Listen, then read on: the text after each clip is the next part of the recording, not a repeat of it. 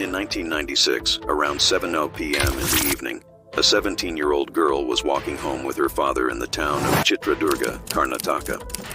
The sun had already set, and there was a complete silence around them. While they were walking, her father stopped at a shop to buy some items and told his daughter to keep walking ahead. As his daughter continued to walk alone in the quiet, she suddenly noticed a man approaching from the front, wearing a cap. The man was quickly moving towards her, and as he got closer, her heart started to race faster and faster.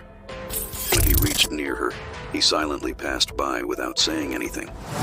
However, moments later, the girl realized that the man in the cap had started following her. Her breathing became rapid, and she began to walk faster. But the man also started to approach her more quickly.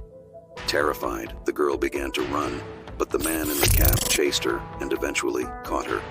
He started saying to her, "Do you think you're very clever? Did you think you could escape from me?" Saying this, he pinned her down and began to choke her so she couldn't scream. But somehow the girl managed to knock off his cap and clearly saw his face, recognizing him well. At that moment, her father arrived at the scene. He picked up a stone and threw it at the man in the cap. Realizing this, the girl found new courage within herself. She grabbed a stone lying nearby and threw it at his face. After that, the man, fearing for his life, ran away. However, he had no idea whom he had crossed paths with because the girl, named Geeta, was about to expose all his dark deeds. The man's name was Umesh Reddy. This wasn't Umesh Reddy's first crime. Before attempting this act, he had committed numerous atrocities against women which, if known, would shock everyone. Not only that, despite his heinous acts, he was never caught. And even when he was caught, he somehow managed to escape from their clutches. For your information, this man was a police officer himself. You could also call him a rogue cop. In today's video, we will talk about the serial killer Umesh Reddy. So let's start the horrifying crime story. In 1969, Umesh Reddy was born in the Chitradurga district of Karnataka. Umesh received his early education in the village itself. From a young age, Umesh was skilled in theft. He would steal crops from fields and goats grazing there, selling them overnight in another village. Additionally, he would steal stationery from his friends after they went to school. These activities became second nature to him. However, his actions did not remain hidden from the villagers for long. When they discovered that he was not only stealing their possessions but also their goats to sell elsewhere, Umesh realized that his misdeeds were known. Consequently, he fled the village and went to Jammu and Kashmir. There, he somehow managed to join the CRPF, Central Reserve Police Force. Upon joining, he was assigned as a guard at the commandant's house, where a senior CRPF officer's daughter lived. One day, when the officer's daughter was home alone, Umesh tried to take advantage of the situation and attempted to assault her. However, he was caught. Just as further action was about to be taken, he escaped from their grasp and fled straight to Karnataka. In September 1996, Umesh joined the District Armed Reserve. I don't know how he managed it. Maybe there weren't ID cards at the time, but nowadays, it would be impossible for someone to commit a crime in one state and then move to another without getting caught. At least, that's what I think. After joining the DR, Umesh Reddy began to show his true colors. About 2 months later, he targeted a woman named Divya. Umesh mostly hunted during the afternoon. One afternoon, Divya was on her way home and took a deserted path where no one would hear her screams. Seizing the opportunity, Umesh attacked her, forcibly stripped her of her clothes, and stole her jewelry, leaving her naked and fleeing the scene. Poor Divya, unable to save her dignity, neither screamed nor reported the incident after somehow making her way home. She didn't file a report or tell anyone about it.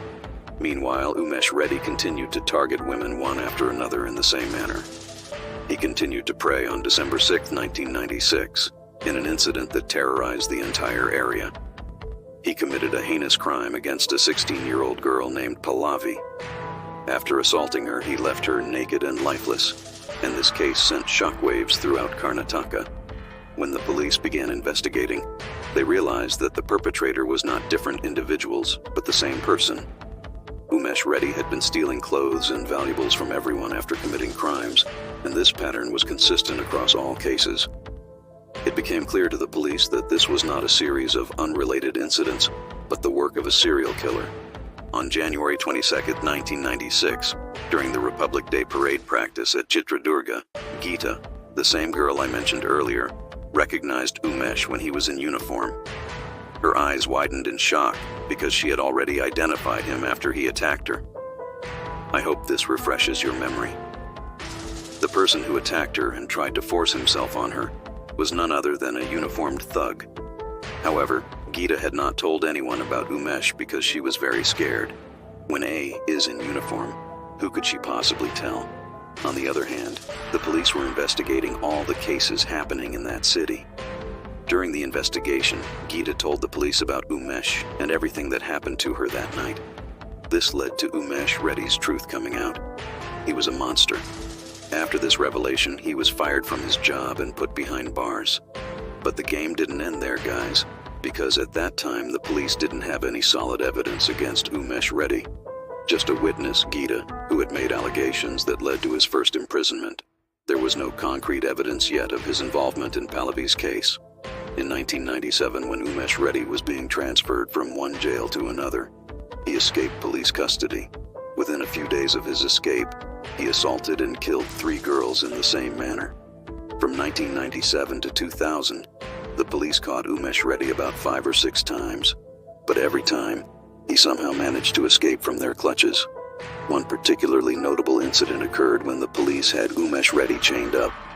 He removed his pants and defecated on the police officers' feet, thinking that they would feel disgusted, get distracted by cleaning up, and he would use that moment to escape. However, this did not work, but every time he escaped from jail, he repeated the same crimes. Whenever the police raided his hideout, they would find a bundle, and that in the bundle, there were many female undergarments, and these were the undergarments of the women he either left after assaulting or murdered. On top of that, many women had accused him of stealing their undergarments because he enjoyed wearing them. He would wear them to sleep and also masturbate while wearing them. This behavior can be seen as a type of mental disorder that Umesh Reddy had. Moreover, Umesh Reddy treated his victims very cruelly. He tortured them and didn't just remove their jewelry but would yank it off brutally, like nose rings or earrings, tearing their flesh and causing them to scream in pain. He derived pleasure from their cries of agony. He did the same with Divya, although he did not kill her. He even bit her lips and left her like that. This indicates that Umesh Reddy was a very cruel type of serial killer. This cycle of his capture and subsequent escape continued for about 5 years. The administration was fed up with him committing the same crimes repeatedly. Let me tell you another thing. Whenever he committed a crime, he would leave the area, only returning once things had cooled down. In May 2002, Umesh Reddy got off at Kolkata railway station from somewhere else. After getting off the station, he went to a barber shop to get his hair and beard trimmed. At that moment, an auto driver recognized him because by then, he had been declared wanted and his posters were everywhere. The auto driver immediately called the police. The police arrived on the scene and finally managed to catch him. After this, he was never able to escape again, even though he tried his best to prove himself innocent in court after being caught. When that didn't work, he confessed to committing over 20 such crimes. These were just the ones he could remember at the time. There were countless others he had forgotten about. This means he had committed these acts with innumerable women. Some women he killed, and others he assaulted, stole their clothes and jewelry, and left them naked. Umesh Reddy did this because he believed that a woman without clothes would not raise an alarm, giving him time to escape comfortably. During that time, the fear of Umesh Reddy had spread so much, especially among women, that they were afraid to step outside their homes. They feared that he might attack them even while coming out of the bushes. Furthermore, Umesh Reddy started preying on lone women, even in broad daylight, when he saw them alone at home. But the surprising thing here was that the police had gathered evidence only on 9 cases. Based on this evidence, he was sentenced to death. However, as they continued to weigh legal arguments, whether he should be hanged or sentenced to life imprisonment, finally, from 2002 to 2022, And after several legal deliberations, the final verdict of life imprisonment was pronounced. So this was the story of the infamous serial killer, Umesh Reddy. Don't forget to subscribe to this channel if you want. See you in the next video.